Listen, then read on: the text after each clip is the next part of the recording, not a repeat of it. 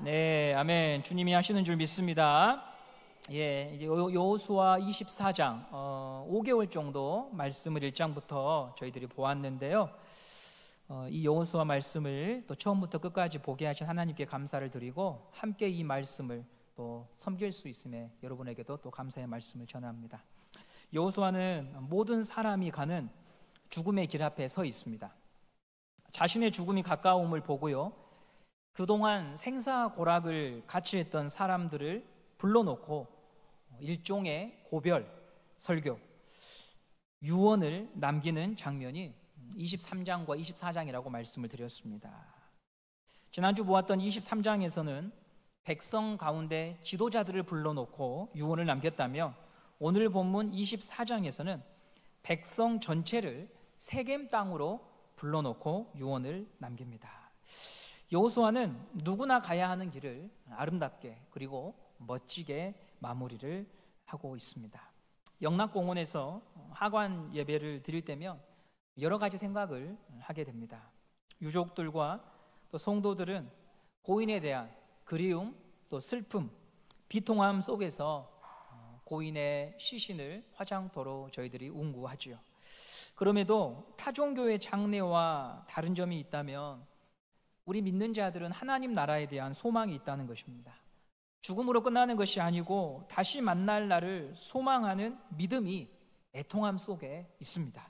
그래서 찬송을 하고 하나님 나라를 증거하고 전하고 그 말씀 속에서 다시 오실 주님을 바라보게 되지요. 여호수아는 생애 끝자락에 있습니다. 아쉬울 수 있고 어떤 면에서는 억울할 수도 있습니다. 사람은 시간이 지나면 고생하고 고난당한 것이 마음에 늘 가장 크게 남거든요. 그러나 여호수아는 인간에 대한 원망을 남기거나 생의 덧없음을 말하는데 자기의 노년을 보내고 있지 않습니다. 우리가 100세를 산들 원망과 미움을 안고서 그 시간을 보낸다면 슬픈 인생이겠죠. 얼마를 살아도 우리 마음에 하나님을 향한 기쁨과 감격이 있어야 복된 인생일 것입니다. 잠시 우리는 생각해 보아야 합니다. 나에게 남은 마지막 시간에 무슨 말을 자녀와 가족에게 남기고 떠날 것인가를 말이죠. 어쩌면요, 오늘 우리 마음에 담겨 있는 것, 우리 마음을 채우고 있는 그것이요 마지막 말이 될 수도 있습니다. 사람은 언제 하나님 앞에 서게 될지를 모르니까요. 그러므로 매 순간 우리 마음을 하나님 앞에서 정돈하고 정리해야 할 것입니다. 말씀이 마음을 이끌어 가도록 해야 되겠습니다. 여호수아는 오늘 이제 24장에서 무슨 말을 남겼는지 우리 함께 그 말씀을 듣고 나누는 시간을 갖도록 하겠습니다. 2절, 3절 말씀을 함께 보시도록 하겠습니다. 24장 2절, 3절입니다. 시작. 여호수아가 모든 백성에게 이르되 이스라엘의 하나님 여호와께서 이같이 말씀하시기를 옛적에 너희의 조상들 곧 아브라함의 아버지 나홀의 아버지 데라가 강 저쪽에 거주하여 다른 신들을 섬겼으나 내가 너희의 조상 아브라함을 강 저쪽에서 이끌어내어 가나안 온 땅에 두루 행하게 하고 그의 씨를 번성하게 하려고 그에게 이삭을 주었으며. 아멘. 여호수아는요, 이스라엘의 시조라 할 수 있는 아브라함을 지나 그 아브라함의 아비 되는 데라에 대하여서 이야기를 시작합니다. 데라는 오늘 말씀에 이방신을 숭배하고 있었습니다. 아버지가 이방신을 섬기면 부모의 믿음을 이어받는 것이 고대 사회의 가정의 모습이죠. 이번 주에 한 청년이 문자로 이런 질문을 했습니다. 목사님, 예수를 믿는 성도는 절을 하지 않는 것으로 알고 있는데 그게 맞습니까? 이렇게 문자를 보냈어요. 이 청년은 예수를 믿고 나서 처음으로 돌아오게 된 제사가 주일에 있었어요. 그래서 그 제사의 자리에 가면서 고민이 되었던 거예요. 출애굽기 20장에 10계명이 나오잖아요. 나 외에 다른 신을 섬기거나 절하지 말라라는 말씀, 그 말씀을 한 구절 보내주었습니다. 아마도 그 형제에게는요 대단히 큰 부담일 수 있어요. 조상 쪽부터 행해오고 믿어오던 의식과 전통과 다른 선택을 지금 해야 되잖아요. 오늘 어떻게 그 시간을 보내는지 궁금해서 연락을 취했더니 문자를 바꿔서 그 제사의 자리에서 묵념으로 자기는 그 시간을 보냈다고 답을 주더라고요. 믿음의 시조라고 불리운 아브라함도요, 믿음 있는 가정에서 출생하지 않았습니다. 그는 하나님을 알 수도 믿을 수도 없는 사람이었습니다. 그런데 하나님이 그를 찾아오셨습니다. 하나님이 이 관계를 시작하셨습니다. 아브라함에게는 형제들이 있었어요. 3형제거든요. 그런데 하나님은 3명 중에 아브라함을 택하시고 부르셨습니다. 여기에는 이유와 조건이 없다는 게 놀라운 것이죠. 아브라함은 100세에 이삭을 낳았고요. 그 이삭은 2 아들을 낳았습니다. 쌍둥이 형제인 야곱과 에서지요. 그런데 하나님은 이 야곱과 에서 중에 야곱을 택하십니다. 야곱과 에서가 태어나기도 전에 하나님은 야곱을 택하시지요. 이것은 무엇을 말합니까? 하나님의 선택과 사랑은 나에게 근거가 없구나. 하나님이 택하셔서 부르시고 하나님이 지명하여서 나를 여기로 인도하시는구나. 그래서 기독교를 대표하는 단어는 여러 가지가 있을 수 있어요. 십자가, 사랑, 진리. 그러나 많은 사람들이 기독교를 대표하는 단어는 그것도 되지만 저는 은혜라고 말하고 싶습니다 라고 말하죠. 은혜란 받을 자격이 없는 자가 하나님께로부터 받은 사랑을 은혜라고 말을 합니다.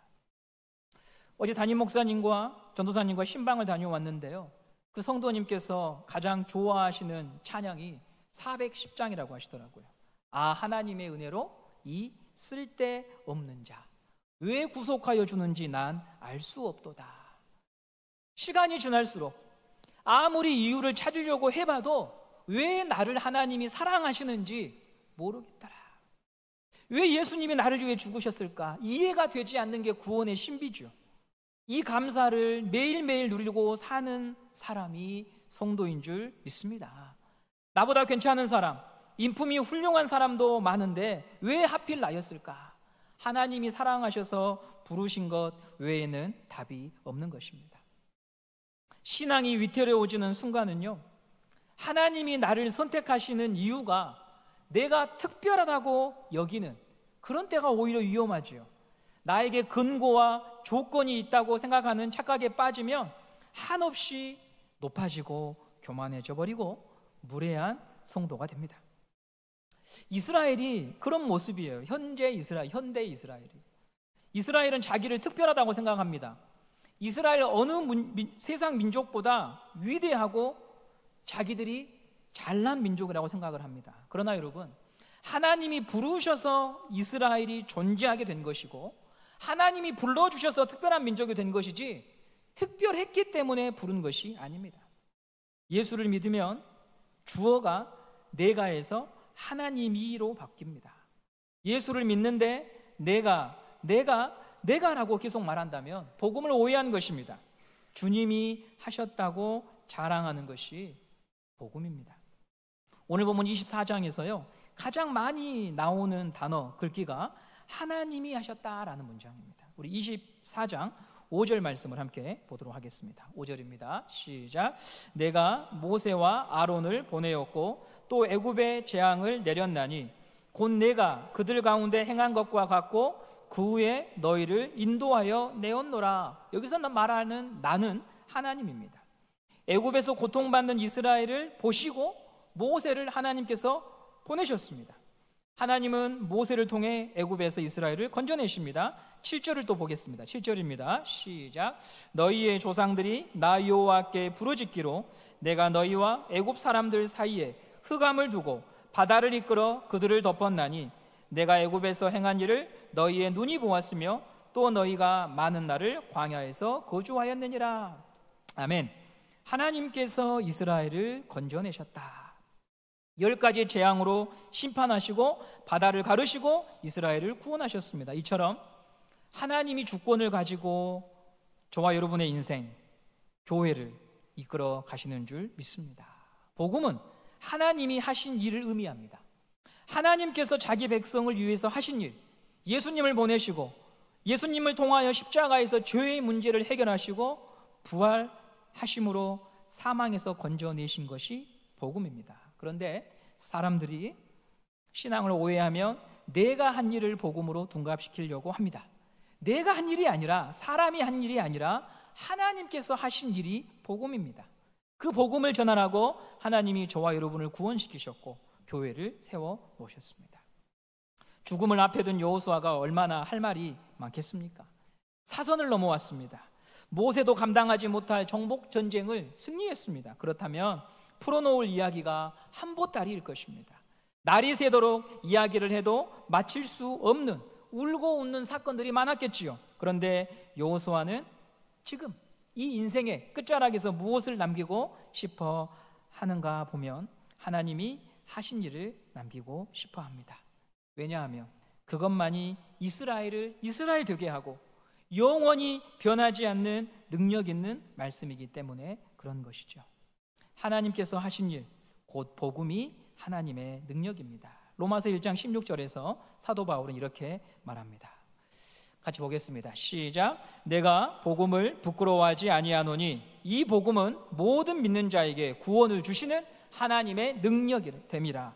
먼저는 유대인에게요, 그리고 헬라인에게로다. 아멘. 복음은 하나님의 능력인 줄 믿습니다. 하나님이 하시는 일이 복음입니다. 오늘 우리가 그러므로 무엇을 자랑하고 앞세우는지 우리는 늘 점검해야 됩니다. 자랑하는 것이 그 사람의 믿음이고 그 사람이 사랑하는 것이거든요. 하나님이 하셨다, 하나님이 시작하셨다, 하나님이 완성하신다, 이것을 믿는 우리 모든 성도들 되시기를 간절히 기원합니다. 전반부가 복음에 대한 이야기였다면 후반부는 이제 선택에 관한 이야기입니다.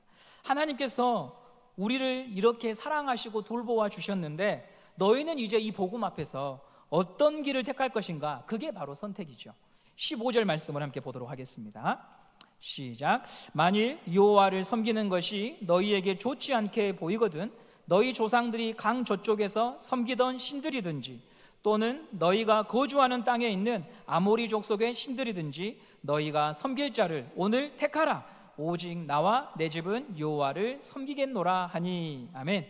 여호수아는 백성들을 모아놓고 데라로부터 시작해서 오늘에 이르기까지 이스라엘의 역사를 이야기했습니다. 크게 세 부분인데요, 아브라함부터 애굽으로 이주했던 시대가 첫 부분이고 창세기 말씀이죠. 둘째 부분은 출애굽에서 광야에서 보낸 세월, 출애굽과 레위기와 민수기의 시간입니다. 그리고 이제 마지막 기간은 여호수아, 정복 전쟁의 기간. 이 세월 속에서 하나님이 우리를 인도해 주셨음을 말했죠. 큰 사랑을 받은 이스라엘이 그렇다면 하나님을 섬기는 것은 너무나 당연한 도리지만 하나님은 우리에게요, 선택할 수 있는 기회를 주십니다. 삶은 선택의 연속입니다. 그 선택의 미래를 결정하지요. 내가 동으로 가겠다고 방향을 정하면 자연스럽게 서쪽을 향해서는 등을 보이게 됩니다. 여호수아의 메시지는요, 매일의 삶에서 여러 가지 선택의 상황이 주어질 때 주님을 선택하고 말씀의 길을 택하라고 하는 강한 권면입니다. 저는 선택할 기회를 주시는 하나님의 말씀 속에서 하나님의 따뜻한 사랑을 봅니다. 왜냐하면 고대로 갈수록 신분제가 명확했습니다. 사람이 다 같은 사람이 아니고 사람 위에 사람이 있고 사람 아래에 사람이 있었습니다. 왕이 최상위 계층을 구성하고 그 밑에 귀족, 그 밑에 평민, 그 밑에 노예로 구성이 됩니다. 피라미드식이죠. 이런 체제 속에서 선택이라고 하는 것은 왕이나 귀족이 하는 것이지 일반 사람들은 주어진 대로, 시킨 대로 살아가는 게 삶의 모습입니다. 이스라엘은 애굽에서 종살이를 했습니다. 그 기간이 430년입니다. 애굽의 체제 속에서 신분제 속에서 살아왔습니다. 그렇다면 이스라엘 사람들의 정서와 생각 속에는요, 애굽의 정신과 문화, 노예 근성이 뼈 깊이 남아 있습니다. 지금은 예전보다 듣기 어려워졌지만 우리 어르신들이 사용하는 용어에 일본말의 잔재가 참 많았습니다. 스메끼리, 빠게스, 다라이, 아로바시, 닭강, 빠꾸, 이런 단어들은요 요즘은 거의 많이 안 쓰는데 제가 학교 다닐 때만 해도 좀 연세 드신 분들은 이걸로 단어를 표현했지요. 조선이 일본의 침략으로 강압적인 통치를 36년 받았습니다. 애굽에서 이스라엘이 종살이하던 기간에 비하면 대단히 짧은 기간임에도 불구하고 우리의 언어와 생활 속에 일본의 잔재가요 꽤 많이 남아있지요. 그렇다면 이스라엘 사람들은 어떨까요? 애굽의 문화와 정신과 삶의 양식이 녹아 있을 수밖에 없습니다. 그래서 뭘 하다가 안 되면 애굽으로 돌아가겠다고, 애굽이 더 좋았다고 불평하며 하나님께 반항했지요. 이런 사람들에게 하나님은요, 선택하라고 말씀하십니다. 이 말씀은 하나님이 이스라엘을 노예로 대하지 않으시고 우리를 한 인격체로 존중한다는 말씀입니다. 민주사회라고 말하는 현대 사회 속에서도 우리 시대를 대변하는 용어 중에 하나가 갑질 아닙니까? 갑, 을, 병, 정.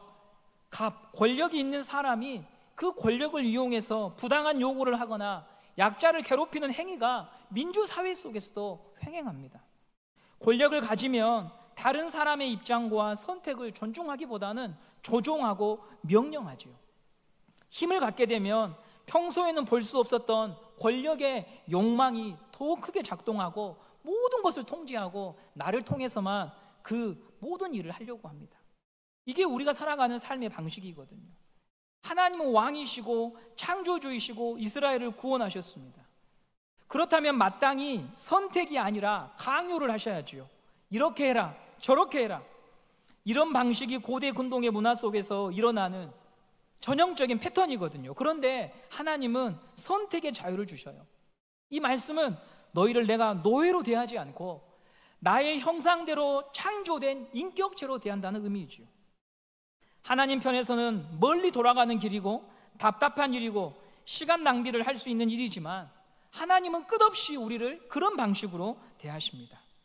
그리고 이런 속에서 한 사람이 복음을 깨닫고 한 사람의 신앙이 빚어집니다. 저와 여러분이 복음을 믿고 이곳에 이르기까지 하나님이 참아주셨고 우리를 기다려 주었던 사람들이 분명히 있습니다.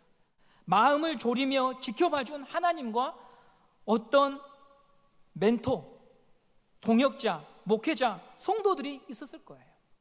모난 행동을 하기도 했고 어떤 분들은 신앙의 길에서 이탈하기도 했지만 그런 우리를 무던히 참아주었던 하나님이 계시죠. 하나님은 사람을 조종하거나 억압하지 않으시고 선택하도록 자유를 주십니다. 그 과정 속에서만 진실된 믿음이 만들어지니까요. 오늘 우리에게 겨자씨만한 믿음이 있다면 내가 만든 게 아니죠. 무던히 참아주시고 기다려주신 하나님, 나에게 선택할 수 있도록 자유를 주시고 실수하고 실패한 길을 가더라도 끝까지 함께 하신 하나님으로 인해 생겨난 믿음인 줄 믿습니다. 아버지의 품이 그렇게 우리를 빚어갖고 아버지의 품이 만들어낸 믿음이기 때문에요, 반드시 그분을 닮아가게 됩니다. 물은 자신을 담고 있는 그릇을 담고 국물은 부엌을 담고 우물은 마을을 담는다고 합니다. 하나님의 품에 안겨있는 성도라면 그 믿음 또한 주님을 닮게 되겠죠. 그래서 나의 기준에 미치지 못하더라도 기대하고 인내하는 마음을 우리는 계속해서 훈련하고 추구해야 됩니다. 시대를 갈수록 다음 세대를 이해하는 게 정말 어렵습니다. 중2들은 오죽하면 외계인이라고 다른 별에서 온 종족으로 사회학적으로 분류를 합니다. 교회에 오자마자 엎드려서 잡니다. 그래도 여기서 자고 가니까 고맙습니다. 잠은 쭉 이어져야 꿀맛인데 그 맛을 포기하고 잠깐 정신을 차리고 교회까지 왔다가 잠을 이어가는 것도 대단한 것이죠. 행사 때만 오는 친구들이 있습니다.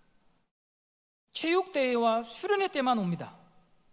그러다가 수련회 다음 주에도 참석하고 그것이 이어져서 믿음이 생겨납니다. 하나님은 사람을 대하실 때 시험 쳐서 자르고 버리지 않습니다. 어루고 달래십니다. 속아주십니다. 다시 기회를 주시고 데려가십니다. 선택할 수 있도록 자유를 주십니다. 이런 기회를 주시기 위해 아버지 하나님께서는 무던히 속이 타시고 아프시고 힘이 드실 것입니다. 그런데 이 마음 속에서 한 생명이 자라납니다. 아버지의 마음을 가지신 분들 옆에서요, 영혼의 출산이 일어납니다. 이 사랑을 우리가 담고 배울 때 영적인 출산이 우리 교회 안에서 계속해서 일어날 거예요. 부디 여러분을 통해 한 영혼이라도 가야 할 길을 배우고 믿음을 배울 수 있기를 간절히 소망합니다. 신앙의 회의를 느꼈다가도 그 사람만 생각하면 가슴이 따뜻해지는 사람, 갈등과 상처 속에서 방황하다가도 생각나는 사람, 아버지의 마음을 가졌기에 다가가고 싶은 성도로 살아갈 수만 있다면 얼마나 귀한 사람입니까? 죽어서도 죽지 않은 사람입니다. 오늘 말씀을 보면 31절에 이렇게 기록을 하고 있습니다. 31절을 보겠습니다. 시작. 이스라엘이 여호수아가 생존하는 날 동안과 여호수아 뒤에 생존한 장로들 곧 여호와께서 이스라엘을 위하여 행하신 모든 일을 아는 자들이 사는 날 동안 여호와를 섬겼더라. 아멘. 여호수아가 110세에 죽었습니다. 그런데 여호수아가 어떤 삶을 살았는지를 보고 알았던 사람들은 그를 기억하며 계속 믿음의 길을 갔다는 것이죠. 여호수아가 남긴 발자취가 그만큼 강력했습니다. 그는 죽어서도 살아있는 자들에게 교훈을 남겨준 삶이었습니다. 그런 삶을 어떻게 살 수 있을까? 여러 가지가 있겠지만 저는 오늘 본문에서 이것을 말씀드리고 마치겠습니다. 우리 15절 말씀을 다시 한번 보도록 하겠습니다. 15절입니다. 만일 여호와를 섬기는 것이 너희에게 좋지 않게 보이거든 너희 조상들이 강 저쪽에서 섬기던 신들이든지 또는 너희가 거주하는 땅에 있는 아모리 족속의 신들이든지 너희가 섬길 자를 오늘 택하라. 오직 나와 내 집은 여호와를 섬기겠노라 하니 여호수아는 여호와를 섬기겠다. 오늘 나는 그분을 택하겠다 이렇게 말하죠. 근데 오늘에 이르러서야 여호수아가 여호와를 택한 게 아니죠. 여호수아는 모세의 곁에서 시종으로 살 때부터 여호와를 쫓는 삶을 택했습니다. 그런데 왜 오늘 본문에서 여호와를 택하겠다고 다시 고백하는 것일까요? 선택은 한 번으로 되는 것이 아니라 매일 매 순간 고백되어야 하기 때문입니다. 사도 바울은 이렇게 표현합니다. 고린도전서 15장 31절 말씀을 함께 보시겠습니다. 시작. 형제들아 내가 그리스도 예수 우리 주 안에서 가진 바 너희에 대한 나의 자랑을 두고 단언하노니 나는 날마다 죽노라. 아멘. 한 번 죽는 게 아니죠. 몇 번 죽습니까? 날마다 죽노라. 그리스도를 택하는 삶, 그분을 선택하고 쫓아가는 삶은 다메섹 석상에서 부활하신 예수를 한 번 만나는 것으로 평생을 살 수 있는 게 아니라 그건 시작이요. 매일매일 죽어야 되는 것임을, 매일매일 선택해야 되는 것임을 바울이 고백했고 여호수아가 말하고 있습니다. 이처럼 여호와를 택하는 선택은 날마다 일어나야 하는 결단입니다. 주일에만 예배 시간에만 고백되는 것으로 완성되지 않습니다. 기도원에서 큰 체험을 하고 내려오면 될 것 같지만 그건 시작입니다. 성경을 10독하고 20독해서 완성되지도 않습니다. 운전할 때도, 가게를 꾸려갈 때도, 공부할 때도, 무엇인가 중대한 논의를 할 때에도 여호와를 택하기 원한다는 고백이 날마다 순간마다 일어나야 우리는 주님을 쫓아갈 수가 있습니다. 여러분, 저와 우리 모든 성도들은 여호와를 택할 충분한 이유가 있습니다. 그분이 나를 향해 신실한 하나님이 되어주셨고 지금도 성실하게 지키시고 보호하시기 때문입니다. 그분은 나에게 선택권을 주시는, 나를 인격적으로 대우하시는 하나님으로서 우리를 함부로 다루시지 않으시고 나의 인생을 가지고 장난치지 않으시며 자신의 하나뿐인 독생자를 보내시기까지 사랑하시고 살펴주시는 하나님이십니다. 이 세상 어떤 선택도 끝까지 변하지 않는 인생을 책임져 주는 선택이란 없습니다. 다 변합니다. 아침과 저녁이 다르고 한 주가 다르고 매해가 다릅니다. 때로 유튜브 영상에서 이런 영상을 봅니다. 연예인으로서 큰 돈을 벌었다가 이제 그 돈이 있으니까 지인들이 여기 한번 투자해보자, 이거 사면은 대박이다, 그렇게 하고 본전도 찾지 못해 힘든 삶을 사는 분들을 많이 봅니다. 지인에게 보증서 주고 지인 말 듣고 투자해서 가정이 이혼하고 아무것도 남은 것 없이 노숙하는 인생을 봅니다.